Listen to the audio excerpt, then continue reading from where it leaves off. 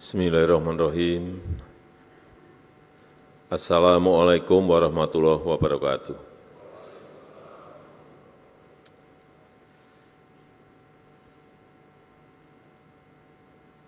Yang saya hormati Ketua Komisi Yudisial, para Menteri, Kapolri, para Kepala Staf Angkatan, para pejabat utama Mabes Polri, seluruh Kapolda yang hadir, para penerima manfaat dari perizinan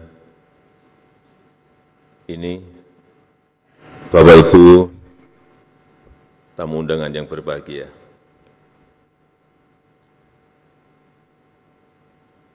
Kita tahu di Travel and Tourism Development Index, Indonesia naik peringkat dari peringkat 32 menjadi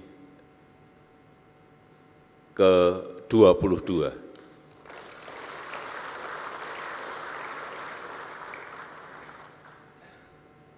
Tapi kita masih tertinggal, kalah dengan Malaysia, dengan Singapura, Thailand, dan yang terakhir kita kalah juga dengan Vietnam.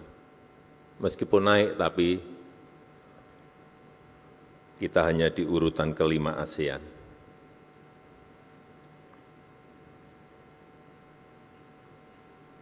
Objek-objek pariwisata di Indonesia memang kalau dibandingkan dengan negara yang tadi saya sampaikan, sebetulnya masih sangat bagus-bagus yang ada di Indonesia.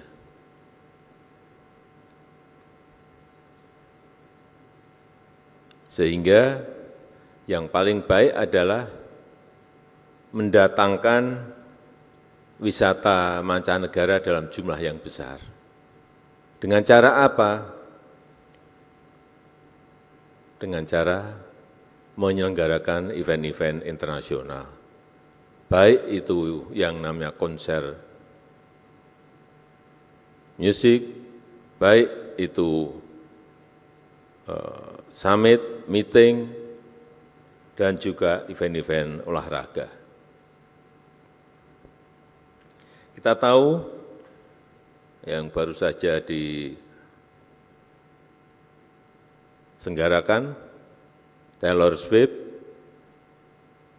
di Singapura di bulan Maret yang lalu, diselenggarakan 6 hari di Singapura. Dan Singapura adalah satu-satunya negara ASEAN yang menyelenggarakan itu.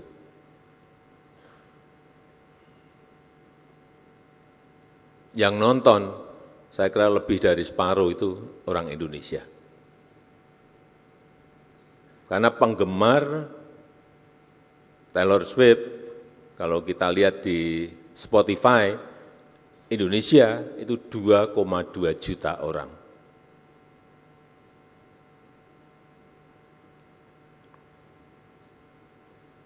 Diselenggarakan selama 3 jam setiap harinya, dan dihadiri totalnya 360.000 orang berbondong-bondong ke Singapura. Sekali lagi, saya pastikan separuh dari yang nonton itu orang Indonesia. Mungkin banyak yang hadir di sini yang nonton ke sana. Apa yang terjadi kalau kita berbondong-bondong nonton yang di Singapura? Itu ada yang namanya capital outflow. Aliran uang dari Indonesia menuju ke Singapura. Kita kehilangan.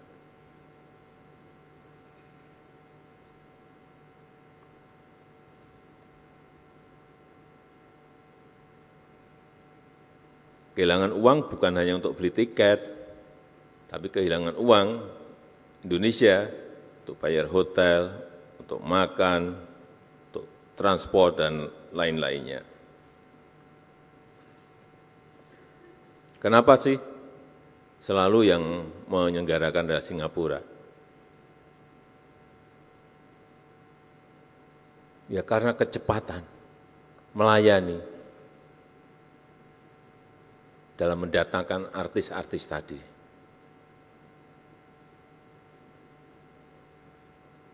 Dukungan pemerintah, baik itu kemudahan akses, keamanan, dan lain-lainnya. Yang kedua, saya ingat konser Coldplay. Indonesia dapat, tapi hanya 1 hari. Hanya 1 hari.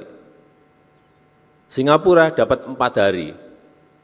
Penuh, tambah lagi jadi 5 hari. Penuh, tambah lagi jadi 6 hari. Sekali lagi, yang nonton itu separuh adalah dari Indonesia. Saya pastikan lebih dari separuh dari Indonesia. Karena di sini tiketnya baru 20 menit saja sudah habis. Tapi mau nambah enggak bisa. Kenapa? Saya tanya ke penyelenggara, karena memang urusan perizinan kita ruwet.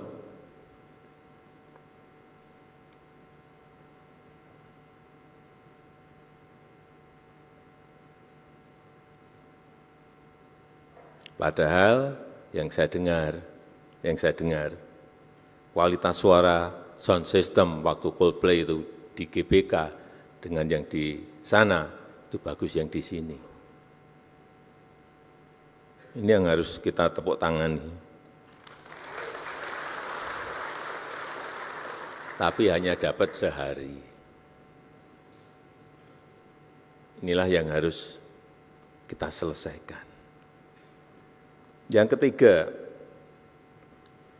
Piala Dunia tahun 22 di Qatar. Itu bisa membangkitkan pertumbuhan ekonomi di Qatar dari yang tahun sebelumnya hanya 1,5%, melompat menjadi 4,3% pada saat penyelenggaraan. Dan Qatar berani mengeluarkan uang untuk event itu 220 billion US dollar.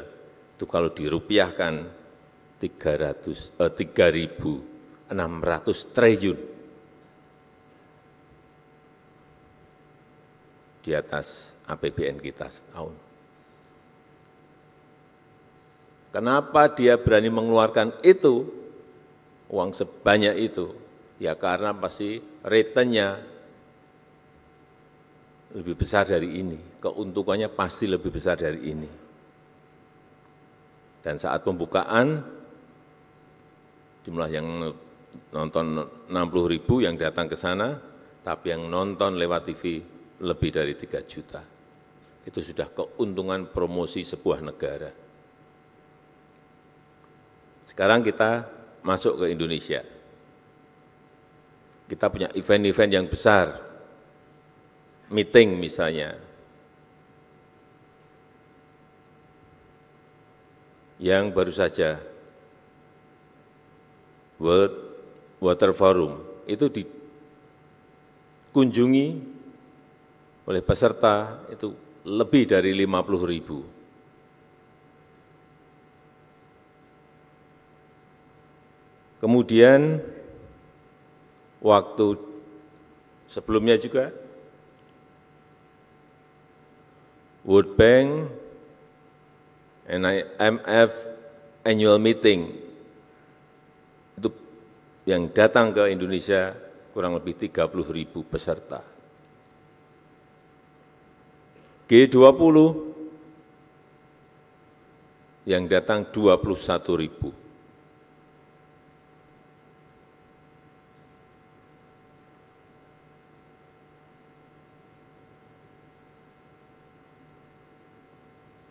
Dan setiap peserta itu spendingnya, belanjanya kurang lebih 30 juta per orang. Tinggal kalikan saja. Total menjadi berapa ratus miliar atau berapa triliun. Inilah event, meeting. Sehingga sekarang ini banyak orang rebutan mengadakan event-event dunia.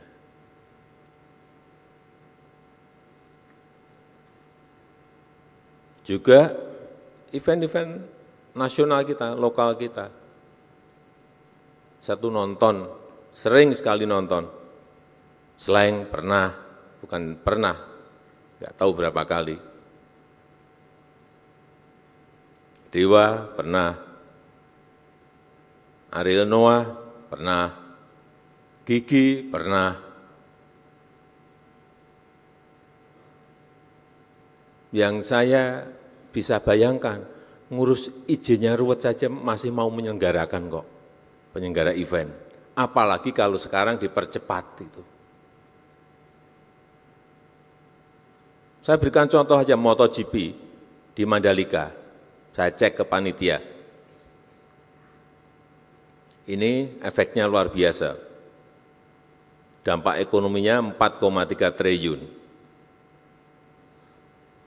Bisa menyerap, melibatkan tenaga kerja itu 8.000. UMKM yang terlibat kurang lebih 1.000.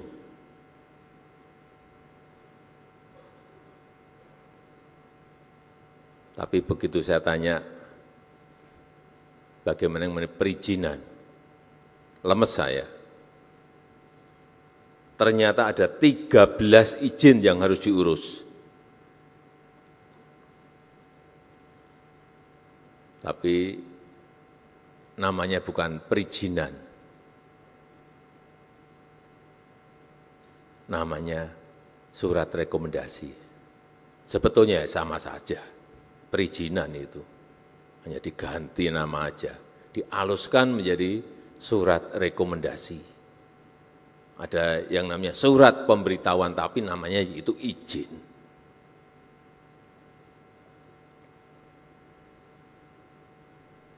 Dimulai dari surat persetujuan desa,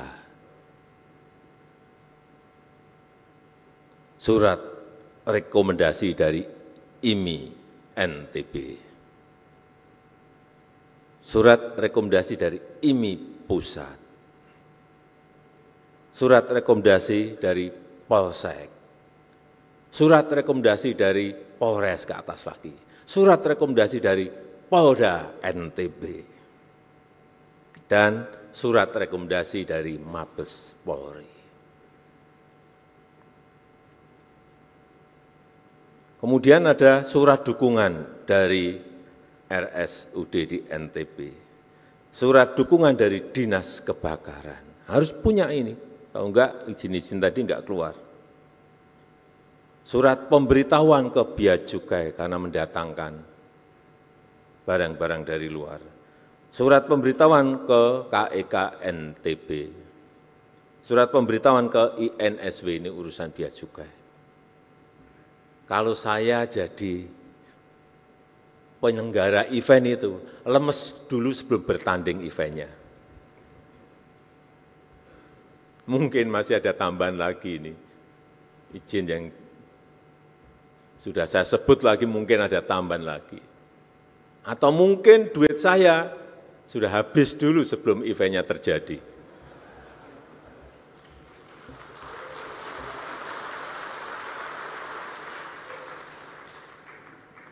Ini fakta. Karena saya tanya langsung, sebenarnya problemnya apa sih? Ini sama dengan konser musik, dengan event-event olahraga lainnya, sudah nggak akan mungkin jauh dari yang tadi saya sebutkan tadi. Betapa sangat beratnya menjadi penyelenggara event di Indonesia. Padahal event di Indonesia itu setiap tahun, sekarang sebelum pandemi itu ada 4.000 event kurang lebih. Sekarang 3.700 event.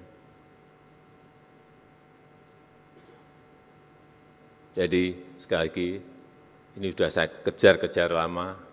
Saya sangat mengapresiasi, sangat menghargai. Sekarang sudah ada OSS untuk penyelenggaraan event. Tapi juga akan saya ikuti terus, akan saya cek terus.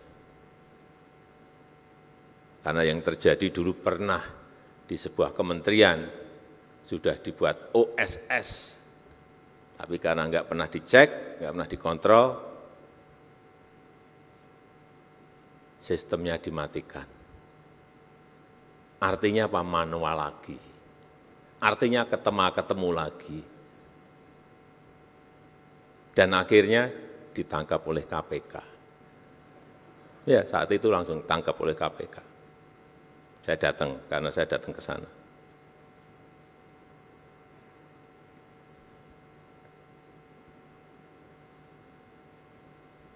Bapak Ibu sekalian yang saya hormati, masalah utama penyelenggaraan event di negara kita itu adalah kepastian izin yang tidak diberikan jauh hari. Jadi saya minta juga kepada penyelenggara event itu mengajukannya jauh-jauh bulan sebelumnya, 6 bulan sebelumnya, setahun sebelumnya, mengajukan izin dulu. Artinya itu ada perencanaan yang baik, manajemen perencanaan yang baik, kapan event itu diselenggarakan. Pemerintah, jajaran pemerintah juga tadi sampaikan oleh Pak Kapolri, totalnya bisa disampaikan hanya dalam waktu 14 hari dari beberapa perizinan tadi. Sehingga penyelenggara bisa mempromosikan eventnya, bisa menjual tiketnya dengan baik. Kalau harinya kurang, sehari kurang, bisa ditambah lagi, waktunya masih memungkinkan untuk melakukan itu. Karena juga yang saya dengar, sering mengajukan izin hanya seminggu sebelumnya. Dadakan seperti itu. Ya sulit. Kalau sudah didadak seperti itu. Jadi kita semuanya memang harus bekerja dengan perencanaan yang baik. Jadi kalau di internasional, artis pun kan juga jadwalnya padat, jadi memiliki planning yang jauh-jauh hari.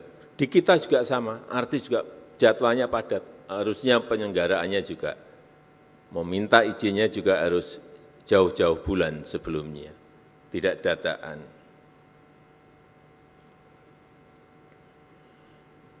Dan bahkan di negara kita ini masih sudah izinnya keluar saja masih dibatalkan kok. Kejadian itu saya enggak sekali dua kali mendapatkan keluhan itu. Sudah keluar izin aja bisa dibatalkan. Saya enggak tahu karena apa. Alasan karena keamanan. Ya keamanan itu sebenarnya tugasnya aparat kepolisian untuk menyelesaikan agar menjadi dari yang tidak aman menjadi aman.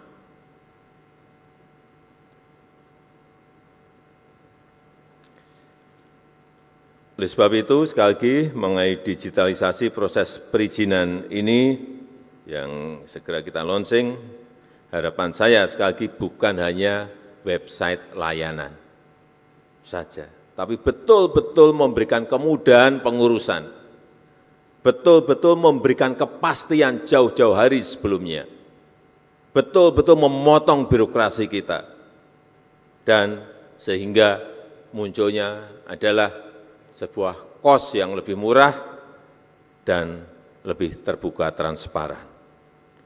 Saya rasa itu yang ingin saya sampaikan, dan dengan mengucap Bismillahirrahmanirrahim pada pagi hari ini, secara resmi saya luncurkan digitalisasi layanan perizinan penyelenggaraan event di Indonesia. Terima kasih. Kami mengundang ke atas panggung Menteri Koordinator Bidang Kemaritiman dan Investasi, Sekretaris Kabinet, Menteri Badan Usaha Milik Negara, Menteri Pemuda dan Olahraga, Kepala Kepolisian Negara Republik Indonesia, PJ Gubernur Jakarta. Tapi kita masih punya PR besar juga. Setelah ini rampung, PR kita adalah bagaimana agar hak cipta itu bisa berdampak kepada para seniman, pencipta lagu, dan lain-lain. Kalau eventnya banyak, tapi dampaknya tidak ke pencipta lagu, ke artisnya juga ini akan tidak berdampak baik kepada para seniman kita. Saya rasa itu. Wassalamualaikum warahmatullahi wabarakatuh.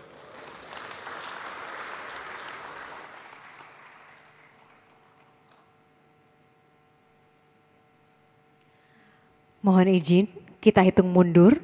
3, 2, 1.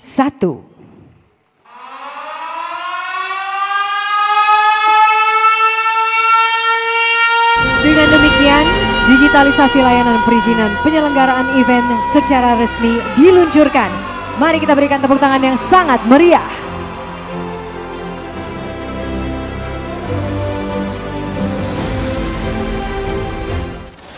Sebagai negara besar harus berani melangkah, harus berani memiliki agenda besar untuk kemajuan negara kita, untuk kemajuan bangsa.